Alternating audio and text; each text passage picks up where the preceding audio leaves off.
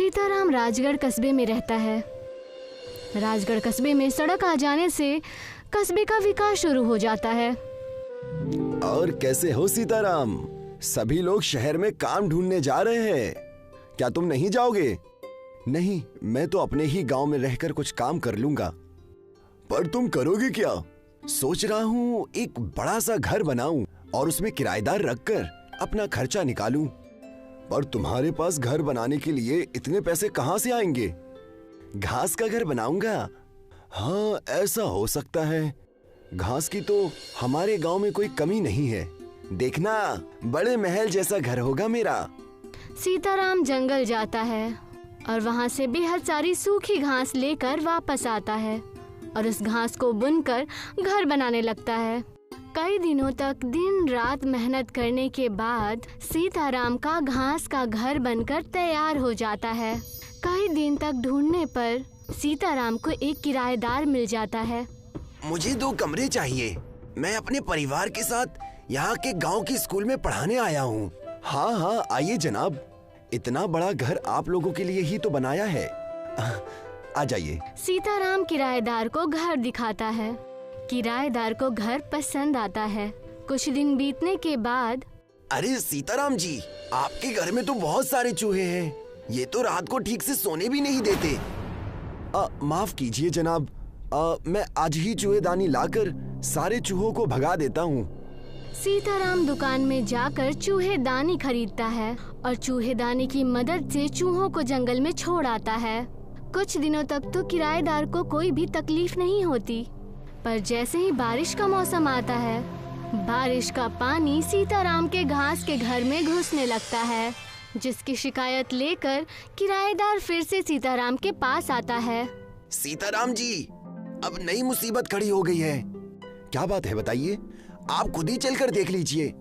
किराएदार सीताराम को अपने कमरे में लेकर जाता है, जिसकी छत से बारिश का पानी टपक रहा होता है। ये देखिए, थोड़ी सी बारिश हुई नहीं कि पानी टपकना शुरू हो गया।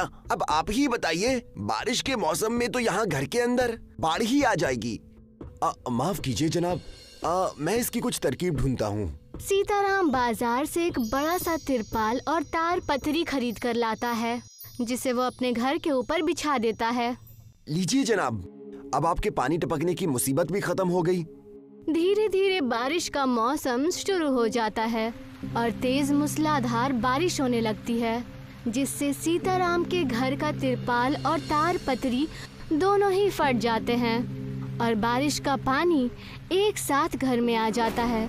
किराएदार गुस्से में सीताराम के पास जाता है। देखिए सीताराम जी, अब तो हद ही हो गई है। घर का सारा राशन भीग गया है। ऐसे में कोई कैसे आपके इस घास फूस के घर में रह सकता है? माफ कीजिए जनाब, आगे से ऐसा नहीं होगा। माफी मत मांगिए, कुछ कीजिए। अगर आपने 1 हफ्ते में ये घर ठीक नहीं किया तो मैं अपना कमरा छोड़कर हमेशा के लिए चला जाऊंगा। नहीं नहीं नहीं, ऐसी मुसीबत नहीं आएगी।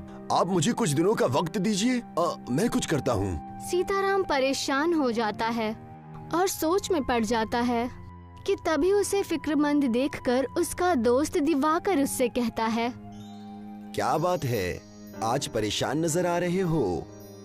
हाँ, बारिश की वजह से घर के अंदर पानी घुस रहा है, जिससे किराएदार ने घर खाली करने के लिए कहा है। अब घास फूस का घर है तो पानी तो घुसेगा ही ना। समझ ही नहीं आ रहा है कि क्या करूं। तो आप अपने घर के ऊपर प्लास्टिक की तार पतरी लगाकर तो देखो। वो सब करके भी देख लिया, उनका भी कुछ फायदा नहीं हुआ। ठीक है, अगर तुम्हारी मुसीबत का कोई हल मिलेगा तो मैं तुम्हें जरूर इत्तला दूंगा।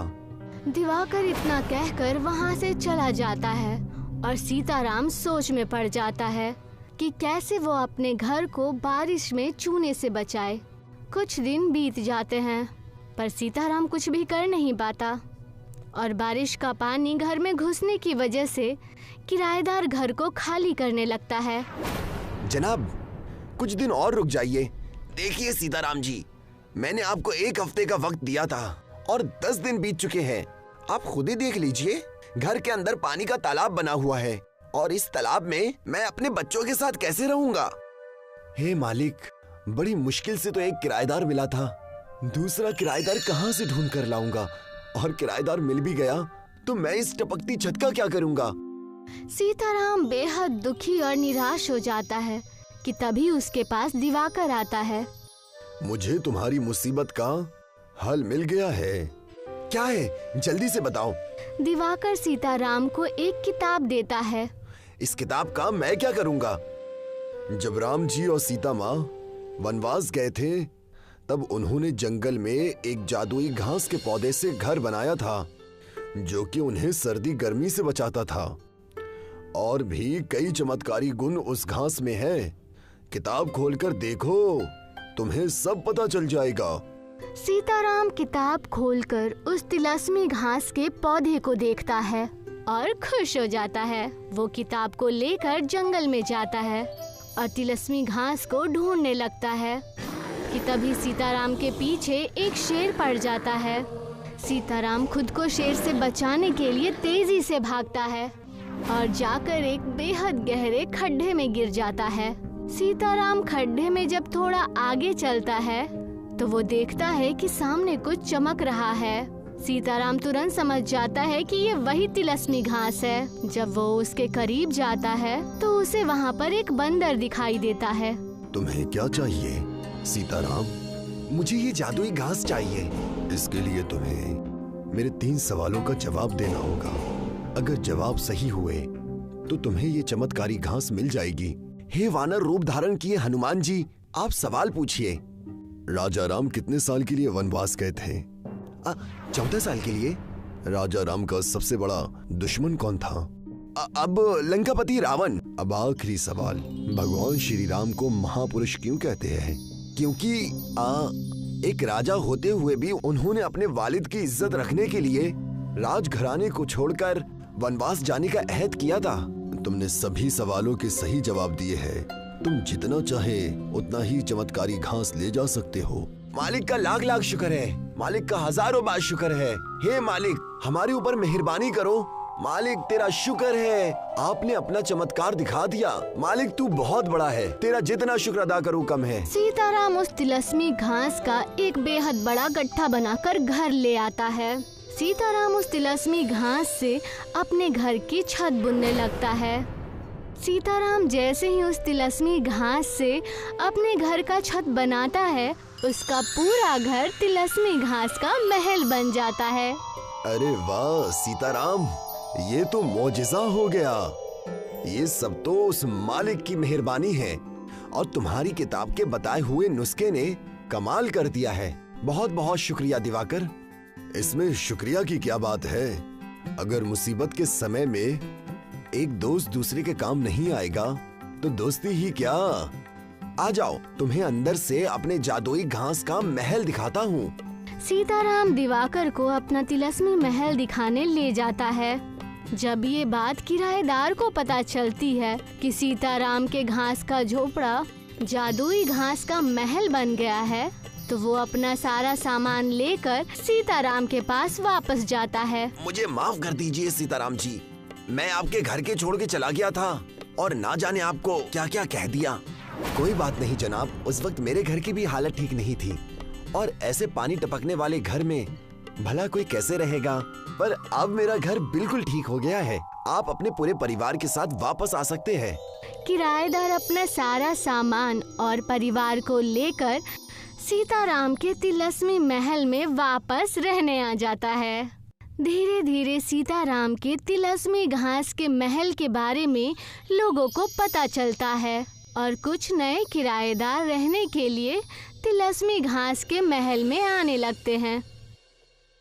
उत्तराखंड के एक गांव में कमलेश अपनी बेगम और बच्ची के साथ रहता था। कमलेश दिन की दिहाड़ी करके अपने खानदान का पालन पोषण किया करता था। उसकी एक बेटी थी डॉली, जो हाई स्कूल में तालीम ले रही थी।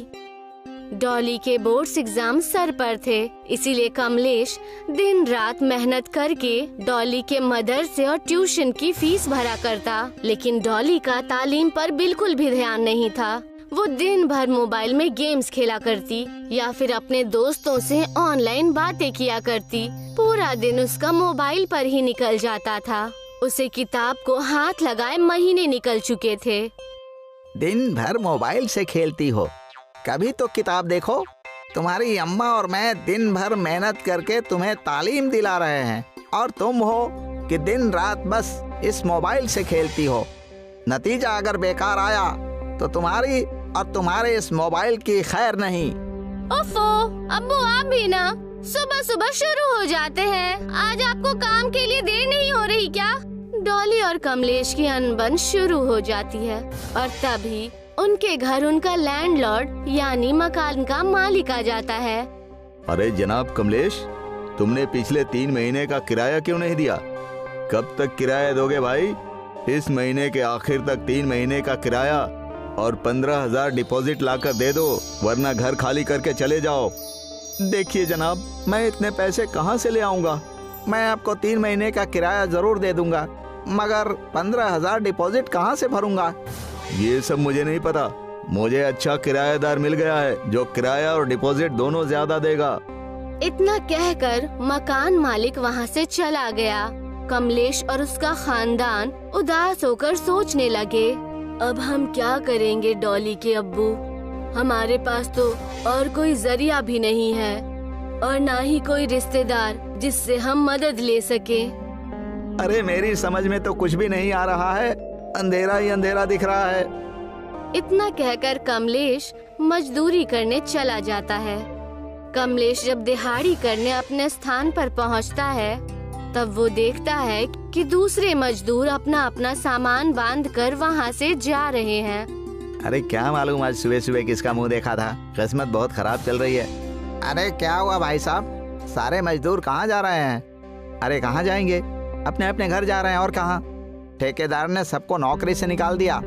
उस आदमी की बात सुनकर कमलेश भागता हुआ ठेकेदार के पास पहुंच जाता है। अरे ठेकेदार साहब, हम सारे मजदूर कहाँ जाएंगे? हमारे बच्चे परिवार क्या खाएंगे? अरे तो मैं क्या करूं? मैंने क्या जानबूझकर ये काम बंद किया है? जिनकी जमीन है उनका कारोबार ठीक नहीं हो रहा है, इसीलिए उन्होंने सबको काम से निकाल दिया। ठेकेदार साहब, आपके पास कोई दूसरा काम है? बराए मेहरबानी बताइए, वरना मेरा परिवार भूखों मर जाएगा। अरे यहाँ तो कुछ नहीं है, तुम्हें बाहर ही काम की तलाश करनी पड़ेगी। मुझे माफ करो भाई। कमलेश ठेकेदार की बातों को सुनकर वहाँ से चला जाता है और वो रास्ते में एक मंदिर के पास बैठकर सोचने लग जाता है। हे भगवान, मैं अपनी बीवी और बच्ची को कैसे संभालूंगा? मुझे आपकी मदद चाहिए, कुछ तो रास्ता दिखाइए भगवान, मुझे कोई रास्ता बताइए। ठीक उसी समय एक आदमी परेशान मंदिर की तरफ भागता हुआ आता है और आकर मंदिर के पीछे छिप जाता है। उस आदमी के पीछे कई गुंडे पड़े हुए थे। अरे कहाँ छुप गया? बाहर आ, आज तेरी खैर नहीं। चलो उसे दूसरी तरफ तलाशते हैं, मैंने इसी तरफ उसे भागते हुए देखा है। कमलेश ने उस आदमी को छुपता हुआ देख उससे बात करने का फैसला किया। क्या हुआ भाई, क्या चोरी करके भागे हो जो लोग तुम्हारे पीछे भाग रहे हैं? मैं कोई चोर नहीं हूँ, मेरी प्लास्टिक बनाने की एक फैक्ट्री है, हुकूमत ने उस पर रोक लगा दिया है, इसी वजह से लोग मुझे मारने के लिए मेरे पीछे पड़े हैं। उनका कहना है कि मैंने प्लास्टिक का इस्तेमाल करके आबो हवा को आलूजा किया है। आबो हवा को तो तुमने आलूजा किया ही है, जाओ, इसमें मैं भी तुम्हारी कोई मदद नहीं कर सकता। इतना कहकर कमलेश वहाँ से जाने ही लगता है। तभी कैलाश ने उससे आवाज लगाकर कहा, सुनो भाई, 1 मिनट रुको। क्या तुम मुझे कुछ दिनों के लिए अपने घर पर छुपा सकते हो? जैसे ही माहौल दुरुस्त हो जाएगा मैं अपने घर चला जाऊंगा और दूसरा कारोबार शुरू करूंगा। अरे भाई, यहाँ पर मेरे रहने के लिए खुद का ठिकाना नहीं है, ऊपर से तुम अलग मेरी किस्मत में अटके हो। कमलेश वहाँ से चला जाता है। कमलेश अपने घर जाकर पूरी बातें अपनी बेगम और बेटी को बताता है। अब हम क्या करेंगे? डॉली के बोर्ड्स एग्जाम सर पर हैं। कहीं हमारे घर की तकलीफ की वजह से हमारी बेटी फेल ना हो जाए। डॉली उस समय अपने मोबाइल पर गेम खेल रही थी और सारी बातें सुनने के बाद डॉली ने कहा, पापा क्यों ना हम प्लास्टिक का घर बनाकर वहाँ पर रह ले? प्लास्टिक का घर कैसे? प्लास्टिक से तो हमारी आबो हवा खराब होती है। आज ही मेरी मुलाकात एक आदमी से हुई जिसके पीछे लोग पड़े हुए थे, प्लास्टिक की फैक्ट्री थी उनकी। क्या आप उस आदमी को जानते हैं? क्यों ना उनकी फैक्ट्री से कुछ प्लास्टिक की बोतल लेकर हम अपना खुद का ही एक घर बना ले। मैंने भी सुना है प्लास्टिक कभी नहीं सड़ता और इससे हमारे घर की तकलीफ दूर हो जाएगी और आपका कारोबार भी चलने लगेगा। अरे तुम दोनों की अक्ल ठिकाने पर तो है, कुछ भी बोले जा रही हो। प्लास्टिक का घर कैसे बन सकता है? घर वालों की बातें सुनकर कमलेश रात भर प्लास्टिक के घर के बारे में सोचने लगता है और वो सुबह उठकर कुछ चिप्स और बिस्किट के पैकेट लेकर मंदिर की ओर चला गया। कैलाश भाई, आप हैं या चले गए? मैं आपके लिए कुछ वेफर्स और बिस्किट लेकर आया हूँ। मंदिर जाने के बाद उसने देखा कि कैलाश वहीं मंदिर के बागीचे की सीट पर सोया हुआ था। क्या बात है भाई, तुम अभी आ रहे हो? जब मच्छरों ने पूरी रात मुझे परेशान किया तब तुम कहाँ थे? अरे ये सब बातें छोड़िए, मेरे पास ऐसी तरकीब है जिससे हम दोनों के काम हो जाएंगे। क्या है, जरा मुझे भी तो बताओ। कमलेश कैलाश से सारी बातें बताता है। हमें आपकी फैक्ट्री की प्लास्टिक बोतल की जरूरत पड़ेगी। उसके अंदर मिट्टी भरकर हम कई घर बना सकते हैं। इससे आपका कारोबार फिर से तेजी पकड़ लेगा और हम जैसे गरीबों की मदद भी होगी। हाँ, तरकीब तो तुम्हारा बहुत बढ़िया है, मगर तुम्हें क्या लगता है कि ये काम हम दोनों कर पाएंगे? हमें और भी लोगों की मदद चाहिए। हाँ, उसकी आप फिक्र मत करो। मेरे साथ कई मजदूर हैं जिन्हें काम की जरूरत है। उन्हें आप दिन की दिहाड़ी देंगे तब वो काम करना शुरू कर देंगे। कमलेश जाकर ये सारी बात अपने साथी मजदूरों को बता देता है और सारे ही मजदूर अपना अपना प्लास्टिक का घर बनाने को तैयार हो जाते हैं। चलो भाइयों, अब हम लोग कुछ अपना और अलग करने जा रहे हैं। हमें पूरी मेहनत से काम करना होगा, तब हम सफल हो जाएंगे। अरे मगर हम अपना घर बनवाएंगे कहाँ? अरे तुम सब इसकी फिक्र मत करो, मेरी फैक्ट्री के पास ही बहुत बड़ी खाली जमीन है। तुम सब अपना अपना घर वहाँ बना सकते हो। सारे मजदूरों ने बॉटल्स के अंदर मिट्टी भर के बॉटल के ऊपर बॉटल रखना शुरू कर दिया और उनके घर बनने का काम शुरू हो गया। कुछ वक्त बीत गया और अब मजदूरों का घर बनकर तैयार हो चुका था। लेकिन उसी समय बहुत भयानक बाढ़ आ गई।